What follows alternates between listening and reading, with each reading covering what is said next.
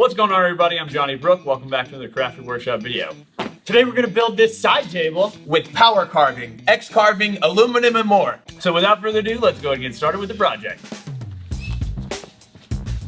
Boom. As you might have noticed from the intro, I didn't build this project in my shop, but instead built this at my buddy Chris Salomone from Foureyes Furniture's shop. So my friends at Rockler wanted me to do some in-store events recently, and I figured I'd use it as an opportunity to head out to California and hang out with the Modern Maker podcast guys, which includes Chris from Foureyes Furniture, Mike from Modern Builds, and Ben from Homemade Modern. I decided to try something I've had on my list for a long time while I was out there, and that was power carving one of these organic kind of flowing pieces. And I first saw these types of pieces on Instagram, specifically on New Gen Wood and Pockets Full of Sawdust accounts, and I immediately loved the look.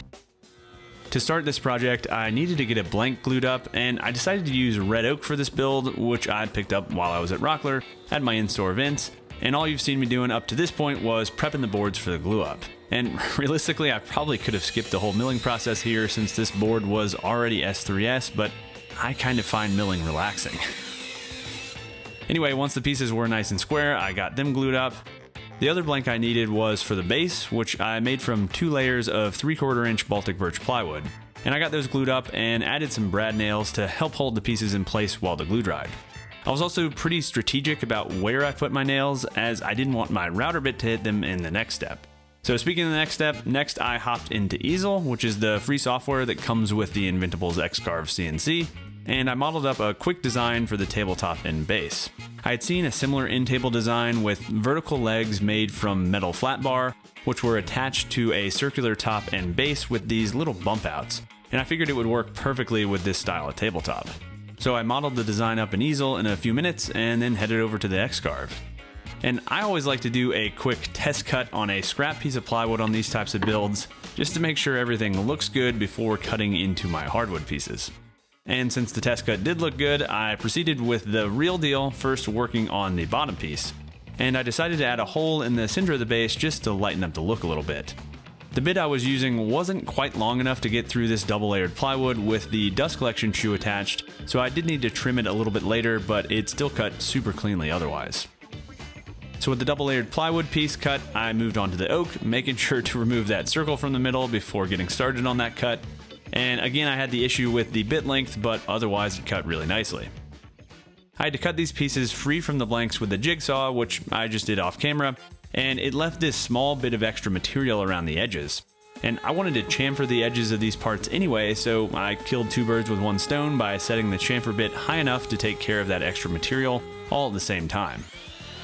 After getting the pieces chamfered, I cut the legs to length, and I used 1.5 inch wide aluminum flat bar for the legs, which I just picked up at the home center. And the great thing about aluminum is that it cuts really easily with standard woodworking tools, so I just cut the pieces to length at the miter saw using a standard wood cutting blade. Also, cutting aluminum in slow-mo is pretty dang satisfying.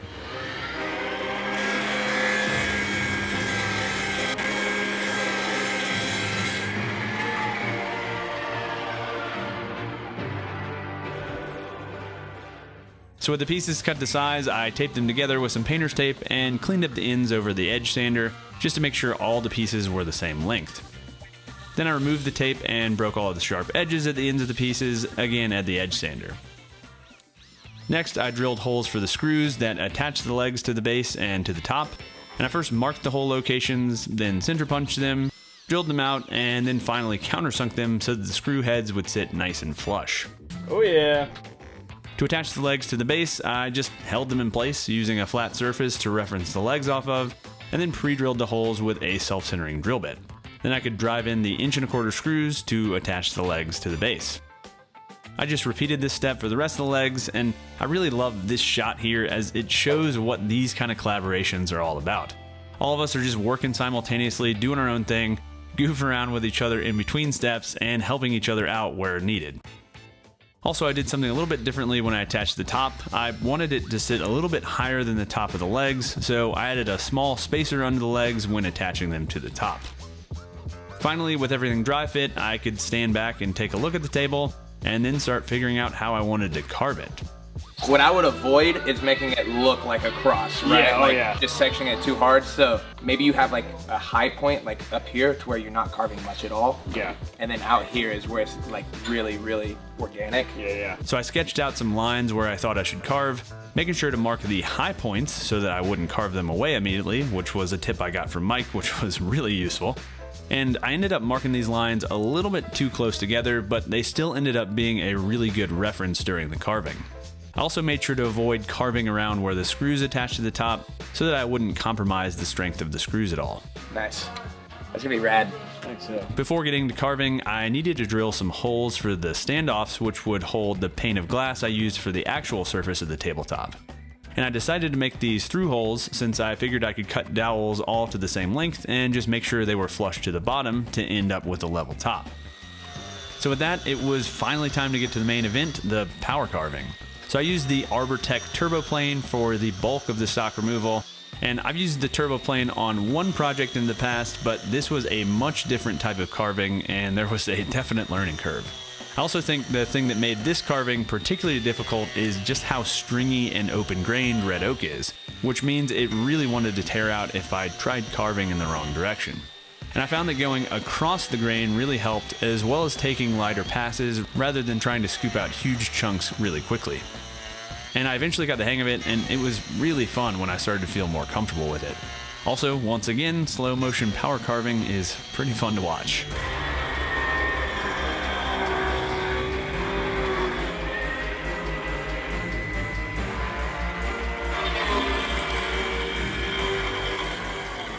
So after getting my initial lines carved in, I just continued to further refine them, really trying to use the thickness of the wood to my advantage. And since this top was over 1.75 inches thick, I could easily carve down over 1 inch without compromising the strength of the top. And this allowed me to get some really visually striking valleys, although there was a limit to how narrow I could make these valleys due to the overall diameter of the turboplane. I'm also interested in experimenting with creating these types of textures in something like Fusion 360 and then cutting them on my X-Carve. I think using something like plywood would look really amazing, considering that the layers of plywood would be exposed, creating the appearance of something similar to a topographic map. Anyway, after getting as smooth as I could with the turboplane, I switched over to the arbortech contour sander, which was really the perfect tool for smoothing out all these curves. I picked this tool up at Rockler while I was there since I knew I'd have a lot of sanding ahead of me, and it just attaches to a standard angle grinder. And I had to spend a decent amount of time sanding due to the fact that I wasn't the most precise power carver, but it still went fairly quickly. While I'm sanding, let's take a second to talk about the sponsor of this week's video, FilterBuy. As you might have heard in last week's video, my wife and I recently moved into a new house, and one of the most important things that I do when moving into a new house is changing out the filters. And a service like FilterBuy makes this really easy since they allowed me to have high quality air filters delivered to my doorstep quickly, and now new filters will arrive in regular intervals. And I'm not great at remembering to change my filters, but it's pretty hard to forget to install new filters when they're sitting on my kitchen counter. With over 600 filter sizes in stock, FilterBuy is sure to have you covered too, and by signing up for auto delivery, you can save an extra 5%, plus FilterBuy has free shipping on every order. Another great thing about FilterBuy is they can custom make filters for almost any weird or hard to find filter size you might need, and since FilterBuy's factory is located in Talladega, Alabama, it means your new filters will arrive at your doorstep quickly. So to learn more about FilterBuy and to get signed up, check out the link in the video description below, and thanks again to FilterBuy for sponsoring this week's video. After getting the top sanded up to 180 grit, I could get the dowel standoffs cut to length, and these will go all the way through the top and allow the glass top to kind of float above that carved top. With all the pieces cut and sanded, I could move on to finishing, and for the base and standoffs, I decided to go with a nice clean white, as I really wanted that carved top to be the focus here. I applied a few coats of white spray paint and let those pieces dry overnight. For the carved top, it seemed only fitting that I use Maker Brand Simple Finish, since I was hanging out with the guys who started Maker Brand. And Simple Finish is, as the name implies, really easy to apply, and it made this red oak look awesome. After flooding the surface, I let it soak in for a few minutes, and then wiped off the excess, allowing it to fully dry overnight. Next, I could get the dowel standoffs installed, and I just added a little bit of glue and then pounded them into place with a rubber mallet. and the paint on the standoffs did tend to flake off of the sides when doing this, which was definitely annoying, but I was able to remove most of it with a rag. Also, in retrospect, I wish I had gone with 3 standoffs instead of 4, since it's basically impossible to have things unbalanced when you only have 3 points of contact. I was able to shim any differences with rubber bumpers, which I needed to add anyway, but I think 3 standoffs would have been a better option here. And with that, I dropped the glass pane in place, and this project was finished. Oh, whoa! Dude, that's classy, man. That's real classy.